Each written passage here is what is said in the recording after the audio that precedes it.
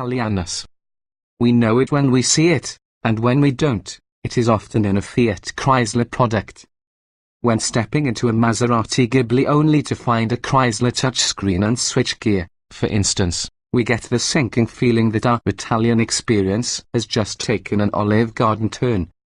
Alfa Romeo didn't order parts for its new Giulia sedan from Chrysler's menu. If it did, the Pentester stuff is well hidden. From what we could see, nothing inside the new Giulia's cabin is shared with a domestic Dodge, Jeep, or Chrysler. The infotainment system is the Giulia's own, and although the switchgear has a generic European look and some of the plastics are from the hard and cheap bin, everything inside appears to be Giulia specific. Italianness inside is good, but what's even better is that the engines are made and designed in Italy. Alfa Romeo is offering US customers 2 engines when the car goes on sale early next year. We're told a few 505 horsepower Giulia quadrifoglios might be sold before the end of the year to some lucky early adopters. FCA actually reported 7 of the cars sold in September. The 505 horsepower engine is a 2.9-litre twin-turbocharged V6. Derived from the Ferrari California T's 3.9-litre V8, the Alfa engine is odd in that it's a 90-degree V6 without a balance shaft to quell vibration created by the inherently unbalanced configuration. Alfa Romeo engineers tell us they wanted the slightly raucous sound produced by the 90-degree 6. Its voice is a bit hoarse and snarly, but it doesn't have to rely on piped-in noise to fill the cabin with engine sounds. I'm not supposed to review that version, you can read our full review of that one here. But it's hard to resist talking about the quadrifoglio, it's that good. Bad Quiroga. Get back to the slower Giulias, Ed. Turbo 4, all new and filled with spirit, the 4-cylinder Giulia has a 2.0-litre turbocharged engine, and it will sell in far greater numbers than the quadrifoglio.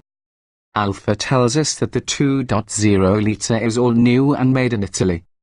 We find it curious that this aluminum block handheld 16-valve engine has only one camshaft, utilizing the crafty multi-air variable E-valve lift system, but it makes 280 horsepower and 306 lb-ft of torque. It will come to the States paired only with an 8-speed automatic transmission.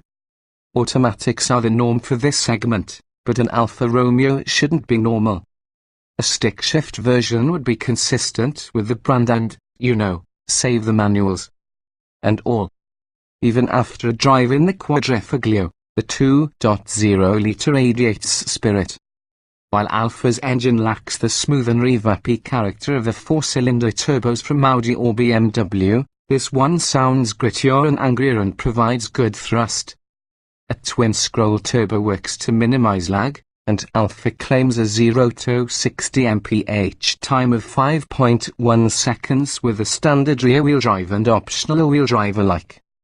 The latter is denoted by a Q4 badge that, in one example of possible parts sharing, looks an awful lot like the one that Maserati sticks to the back of its Ghibli. What really sets the Alfa Romeo apart from the competition is its steering. A quick 11.8:1 ratio rack translates to 2.3 turns lock-toe lock, and even better than the responsiveness is the intuitive feedback and road feel. Ride quality is excellent on the optional 18-inch wheels, and the structure is as solid as any in the segment. Alive and graced with some of the rawness of the 4C sports car, the Giulia steers with a precision and purity that BMW has retreated from and Audi and Mercedes-Benz have yet to figure out. In the Giulia's segment, the Cadillac ATS's steering comes closest. Trimmed and packaged, unfortunately, Cadillac's ATS seems to have been the bogey in rear seat space. Next to the BMW 3 Series and the Audi A4, the Alfa's backseat lacks legroom. Front seat occupants enjoy more space, and a relatively low cowl provides a clear view ahead.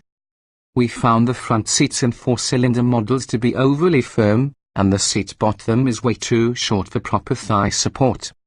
Trunk space appears to be in line with the competition, but the opening is so small that loading and unloading suitcases is akin to playing operation. Alfa Romeo hasn't announced pricing, but we're expecting the base Giulia to start at just under $40,000 with a fully loaded all-wheel drive edition cresting $50,000.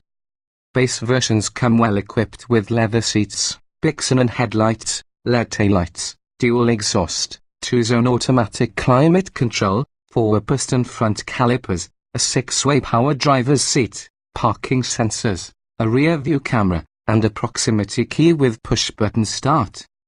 Moving up to the T-trim level adds heated front seats, a larger 8.8-inch touch screen, with dashboard trim, and 18-inch wheels.